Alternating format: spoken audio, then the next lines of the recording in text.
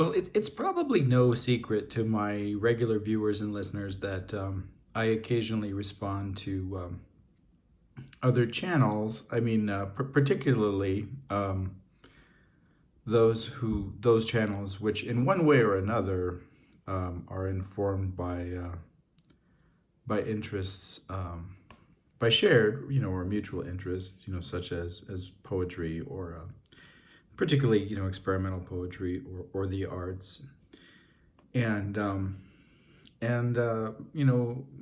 perhaps,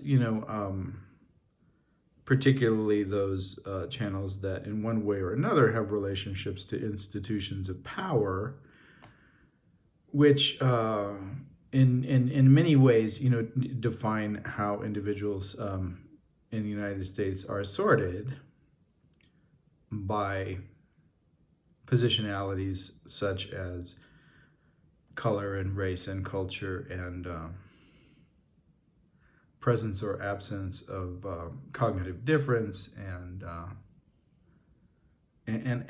certainly other marginalizing aspects of identity as well, including whether one is lesbian, queer, transgender, or binary, and in sexuality, and and some of these sorting, right, means are obvious, such as educational testing systems that operate both within the elementary school levels, K through 12, and continue to inform the way that colleges and universities, whether they be Ivy League or nay, continue to sort individuals into statused or unstatused, right, educational programs, right? So, for example, if you graduate from the University of Pennsylvania, UPenn, there's a certain status that you have, and your ability to acquire a job, after graduating, here with, say, for example, doctorate degree in American or British and American literature, is significantly higher than if you receive a similar degree from an accredited university that doesn't have a fine as opposed to final reputation. So I'll respond to this. I'm only going to respond to the title, and the reason that I'm only going to respond to the title is because generally I don't listen to the final words of that appear on this mod post site, and the reason that I don't is that I find them platitudinously and irrelevantly and erroneously self-congratulatory, and of little or absolutely no interest to me, and if you care to, if my my viewers and listeners care to listen to such platitudinous self-congratulatory discourse, you can go ahead and listen to the final words. Self-promotional, perhaps, is another alternative to the designation self-congratulatory. But in any case, that's obviously a difference of opinion that I have with the site. I mean, there may be a moment at which either Hedgehog or Aaron or the contract and fee through Theta, produce a piece in which we talk about how much we benefit communities that that we serve, and participate in, a discourse, something like this one, the white savior discourse. We'll talk about what the white savior discourse is in a bit. But for now, I'll just begin with why I found the title of this this video annoyingly paternalistic and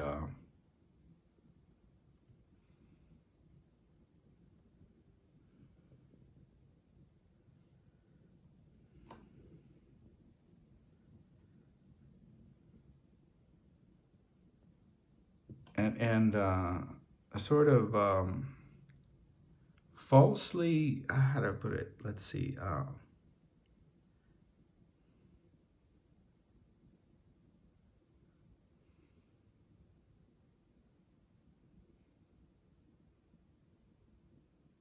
Falsely egalitarian, and I'll explain why I find it falsely egalitarian.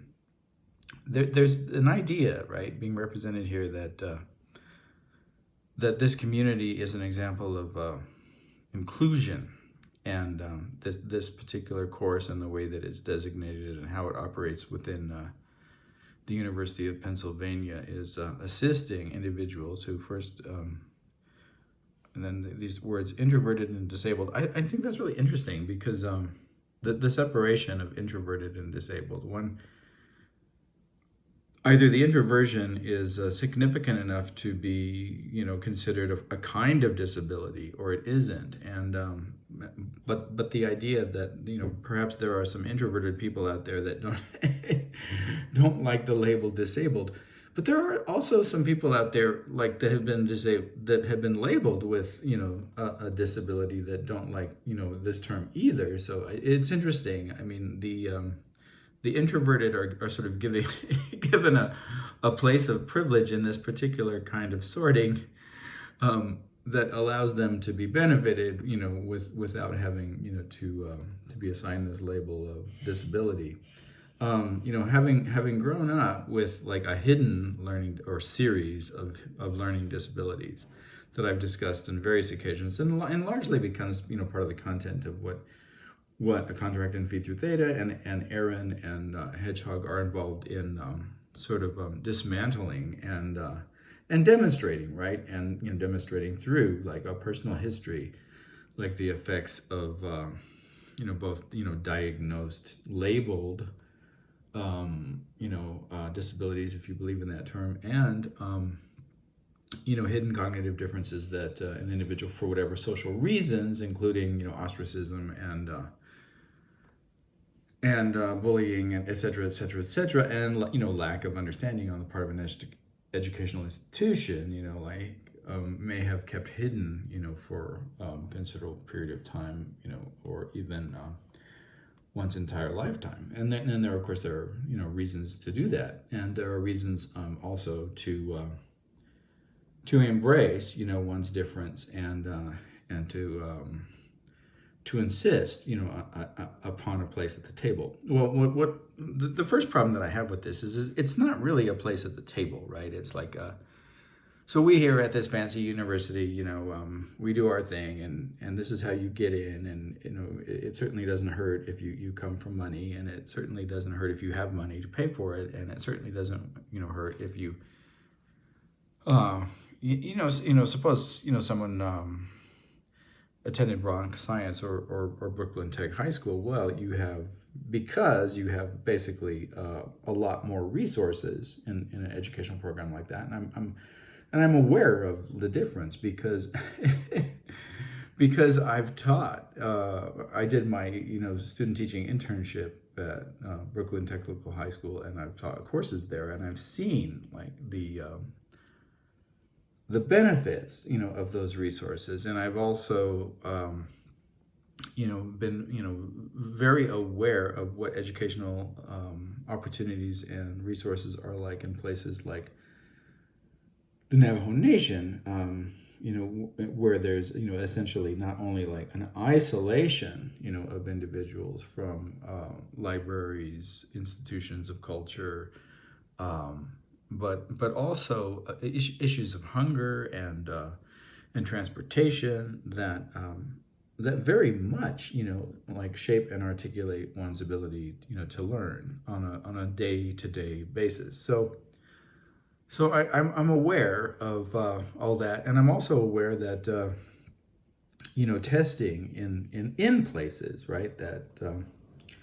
educational testing in places that like these basic resources, books, libraries, accredited teachers, access to film, access to other aspects of culture, music, etc., are significantly impacted, by the demands that states and economic institutions, right, like that basically run testing, programs and organizations, place on them. And in places like the Navajo Nation, in order, to acquire such resources as are available, to fund school breakfast, lunch, and dinner programs, meal programs for the students. And on the Navajo Nation, essentially, you can get 3 meals if you're in the right location, and the school has provided through programs that are available, right, that they've provided proper documentation that they are corresponding to these various demands and requirements, and those demands and requirements include testing. So you either choose to teach your students, or you choose to test them all year. But if you test them all year, then you have access to meal programs. Well, you're gonna if your students are hungry, if the kids are hungry, you're gonna choose feeding them over educating them. And so the problems the problems are that in order to receive funds for the things that you need, you have to participate in the rules that the state that organizes, and one of the ways that our culture, following the great benefits of white savior Bill Gates, who makes quite a bit of money on these educational testing materials, and basically set up like this idea of No Child Left Behind, which is basically a testing program that takes teachers' time away and redistributes that time into continually testing, and these tests, of course, aren't. It's not merely the gregarious or or extroverted able students, right, that have to take these tests, but the introverted and disabled students have to take these tests as well, right? And they certainly make a lot of money, and they certainly organize like the way that we sort our children into categories of economic distress or economic benefit, but other than that, they don't do much. Anyway, so I have some personal knowledge and history of a lot of the aspects of the school to prison pipeline and educational sorting machines, if we could call them that, economic machines. Okay, so the title tells us that this course and the way that it's run is benefiting introverted and disabled students, and giving them a table, but essentially it's a separate table.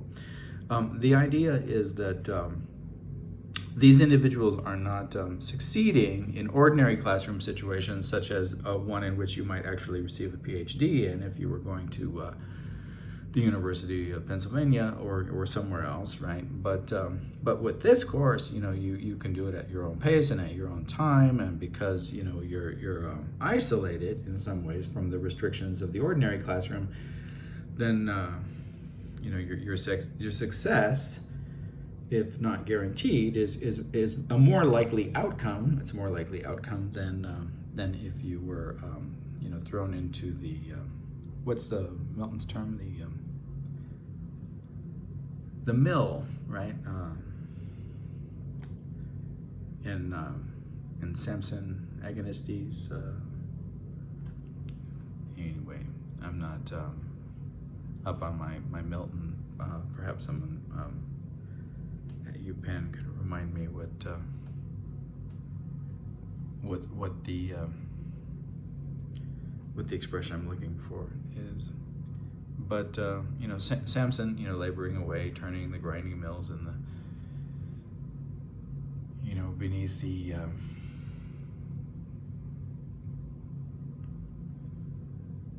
where he's confined, you know, blinded and confined and endlessly, you know, using his strength and not defeated, but you know, and not broken, but tamed, right? Power to essentially, you know, grind wheat and perhaps other grains to support the livelihood of his oppressors, right?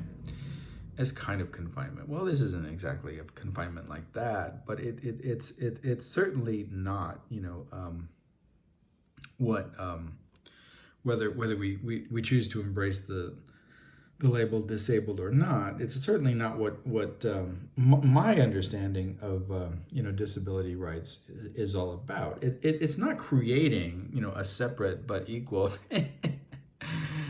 kind of apartheid domain, or thank you for the generosity of creating a situation in which we can learn, you know, outside of the ordinary classroom and walls of the hallowed walls of the institution. The demands are, you know, are much more radical than that. It's that, no, you know, those of us with cognitive differences that have denied a place at the table, and that table, you know, includes the ordinary classroom, you know, demand changes in the way that the institutions are organized and operated, so that that our right, you know, to sit in ordinary classrooms is supported, right, by whatever, you know, technological apparatuses that we need as assistive technologies, and in whatever amount of time that, you know, that we require in addition to ordinary time, you know, to do this. I can write, it just takes me a really long time, as my viewers and listeners, you know, will be well aware of. And if there are, right, if there are if there are to be, you know, in-class examinations, then I would require as my right, to sit at the ordinary table a considerable amount of time and perhaps a space, you know, in which to complete those requirements of a course, and that's, you know, that's what we're demanding, and that's what's being challenged, not being given, you know, a place elsewhere, or that somehow, like, the that benefits us. You know, we're not asking for to be benefited, you know, by a course in community that basically, you know, amounts to a kind of, you know, propaganda program for a major Ivy League university. And the reason, like, that I find it offensive is because I think it really is, you know, an example, you know, a different kind of example, but an example of the white, you know, savior complex. This idea that that this one speaks from the privileged position. This one is the one that, you know, carries the burden and weight of power. You know, this is the smart one. This is the able one. This is the one, you know, designated to sit at the table. And if this one chooses to invite others, you know, to sit at a side table and be fed, you know, from the benefits of the socioeconomic privilege that this one, you know, benefits from, then that's an act of generosity and kindness and benevolence, and it is part of the burden, I suppose. And and that's a pretty heavy and heady critique. But I hope that my viewers and my listeners can follow me there, and see this as the sort of the ableist savior, and the ableist savior is largely white and is largely male, although not entirely. But it's a similar what would you say, like psychological position to be in, that you're providing this charity. And people often praise Bill Gates for the awesome charities that he provides to those less fortunate. And never mind, like, that in the process that he's making billions of dollars by sorting individuals into educational systems that largely determine, right, like, the outcomes of their future economies and survival and ability to produce and retain capital. So that's that's, and as I said, I haven't I don't listen to these because I can't. For me, it's over. As someone like who basically, like, his whole life, like, struggled against or struggled for a place, right, in institutions that more or less systematically, like, deny you a seat at the table, and then, like, to see this this, like, self-congratulatory, self-satisfied, paternalistic, congratulations here, and I wouldn't be surprised if it were placed in the mouth of an individual with a learning disability or with some kind of cognitive discourse, and that individual may very well believe in this discourse of the white or ableist savior, but that doesn't mean that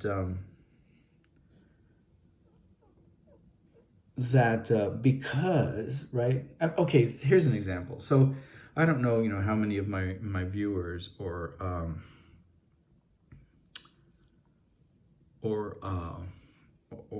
subscribers are familiar with the poetry of ines, but there's this amazing poem by the poet ines, and it's called Notebook of a Return to My Native Land, and I'm probably getting the title wrong. I'm remembering it. I'm reproducing it from memory, and I hadn't, like, planned on talking about it. But Césaire is a Caribbean poet, and under the colonial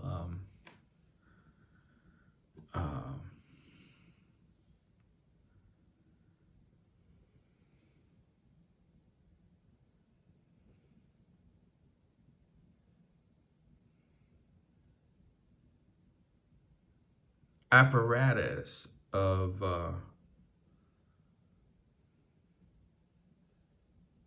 cultural, psychological, and intellectual imperialism, produced by France in the early part of the 20th century, and Césaire, in writing this notebook, he's on a bus. The speaker is on a bus, and whether that's speaker of the poem, the I is Césaire or another subject. The subject is a black Caribbean man, and he sees another black man on the bus, and he narrates to us that the word that comes, and he's judging this person by his comportment, by you know, what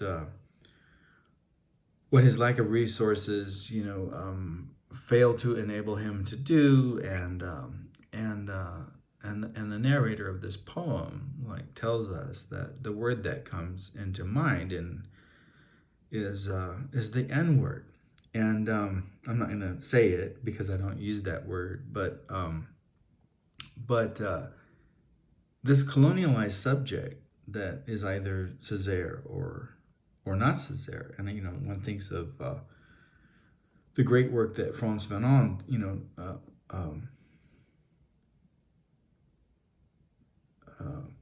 did on this type of racial colonialization, has internalized, right? Has internalized, in this case, right, the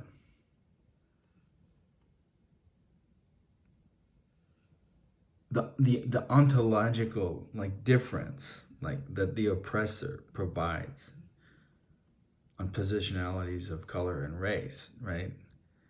And but he catches himself, and then, you know, like catching himself like becomes, you know, that much more, you know, infuriated at like the depth of the processes of colonialization. Well, I mean, I'm seeing something, you know, similar going on here, and as I said, I'm just imagining perhaps that there is a, you know, in quotation marks, disabled subject that has internalized like the ableist discourse on the white or ableist savior,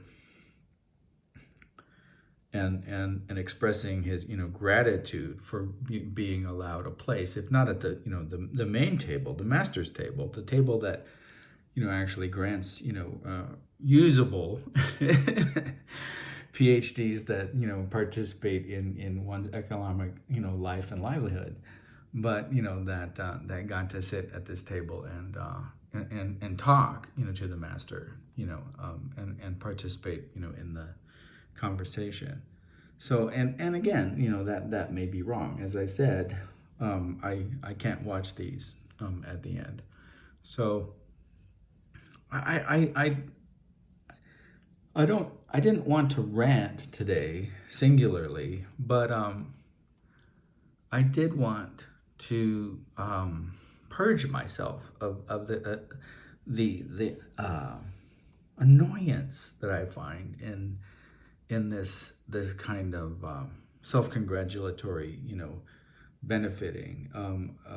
You know, those individuals like that who praise, you know, Bill Gates, not knowing like the infrastructural damage that, you know, he's done to the educational system in the United States, you know, over the last, you know, 30 or so years. I find that really troubling and infuriating, and as an alternate model, you know, to this, you know, phrase and sentence, or, you know, like this you know, this means, right, of being the ableist savior, you know, I would, you know, encourage people to look at, you know, what can be done, like to accept the idea that real egalitarian education like doesn't offer a place, you know, separate for individuals who are labeled, you know, whether accurately or inaccurately, and whether, you know, disabled or introverted, but that finds a means, right, of examining the ways in which the system that they participate in, right, is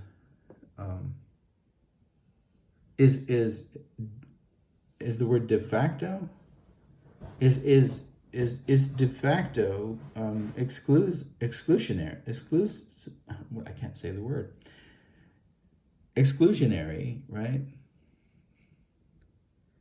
And addressing, you know, those aspects, right? That I mean, the assumption here is that, you know, somehow that there's an ontological difference between individuals with quote unquote disabilities and individuals with abilities. And in fact, I mean, that's not even good, you know, educational theory anymore. but then like the promotion, right? The self-promotion involved in this, ableist, savior construct. Let's see if let's do a search and see if there's a term, ableist savior. You have to forgive my typing. I have to. My therapist, ableist. This is therapist. Psychology Today.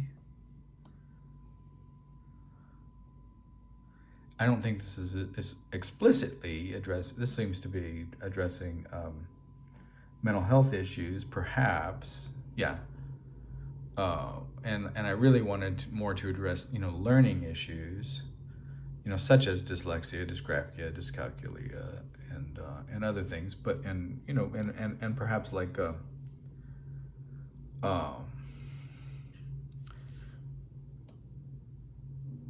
verbal issues as well. As mine tends to go in the writing direction and recording direction and memory direction. But other individuals, particularly on the spectrum, have problems producing verbal discourse, and those problems, not problems, but difficulties.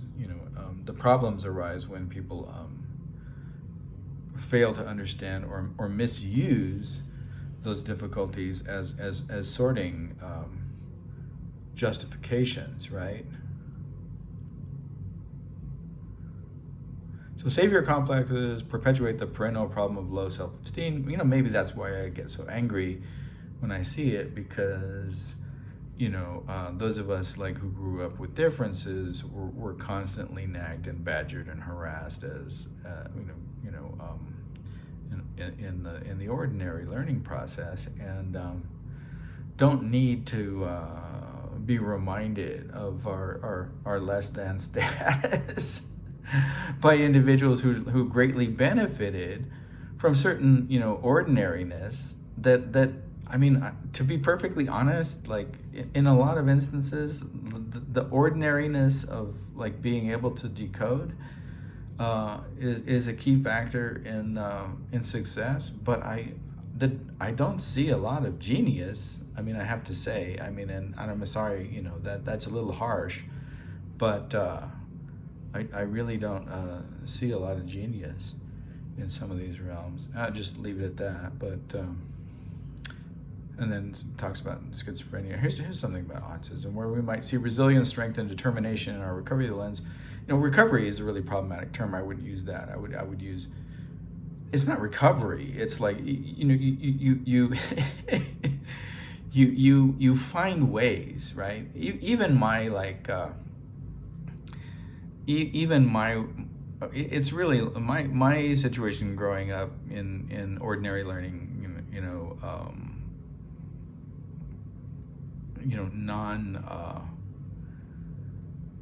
non-disability recognized, classrooms, was a lot about passing, like finding ways of passing, like passing as non-learning disabled, or non-cognitively different.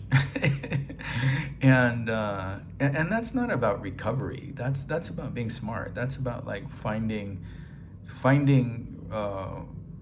roads that aren't the roads that others take. Like that awful Robert Frost poem, right?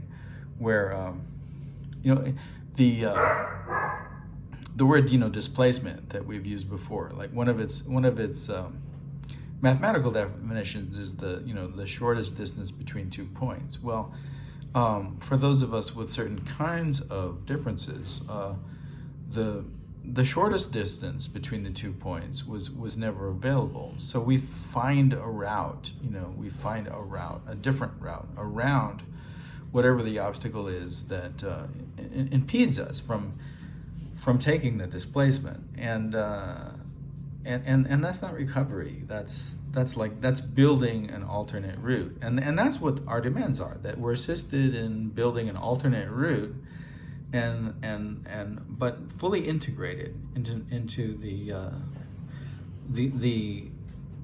the environment, right? The environment that that produces success instead of produces failure or marginalization. And we don't really need to feel that we need to appreciate that. That's a demand of equal rights. Like the Palestinians don't need to appreciate it when the Israelis stop killing and killing them and taking their children and destroying their families and destroying their land and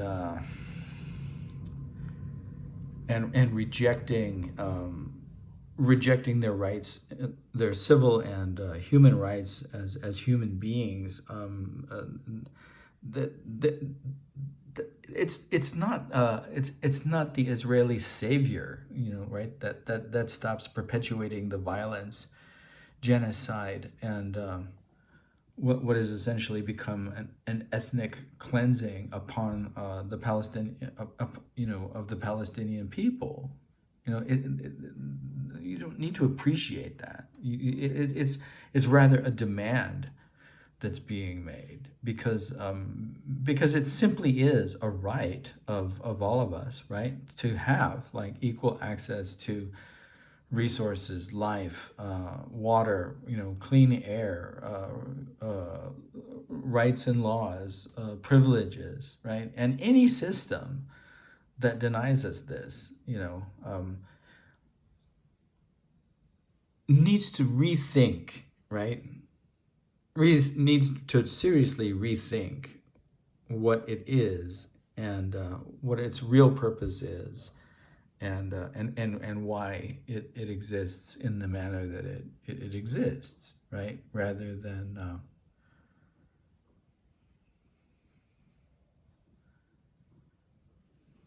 promoting itself as somehow being, beneficent and benevolent for taking care of those, poor people who can't otherwise, take care of themselves. Anyway, let's see if there's a better one, because I think it seems to all be about mental health and therapy.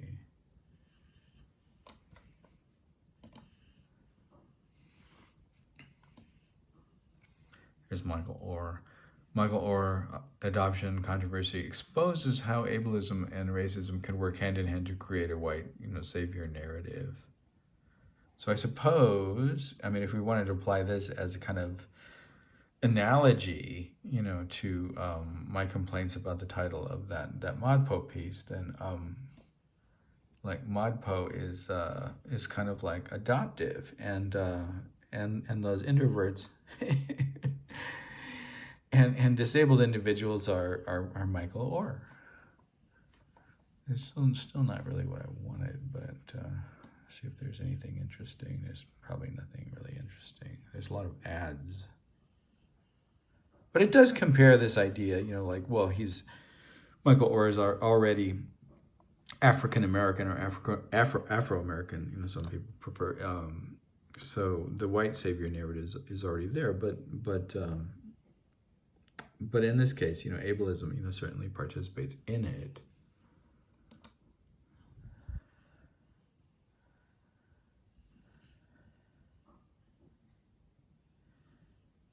This is one interesting.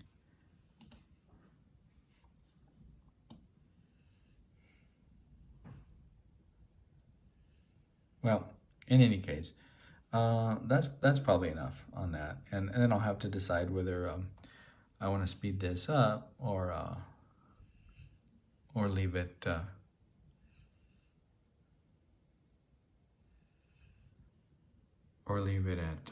the pace that is natural to my speech.